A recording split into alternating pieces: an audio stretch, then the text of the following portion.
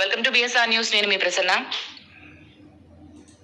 ఈరోజు దర్శనాపురి వాసవి వనితా క్లబ్ అధ్యక్షురాలిగా మునగా లక్ష్మీ కుమారి, ప్రధాన కార్యదర్శి తల్లం సావిత్రి, కోశాధికారి పరుచూరి దుర్గా కుమారి గారు బాధ్యతలు స్వీకరించి నూతన సంవత్సర వేడుకలు ఘనంగా నిర్వహించడం జరిగింది.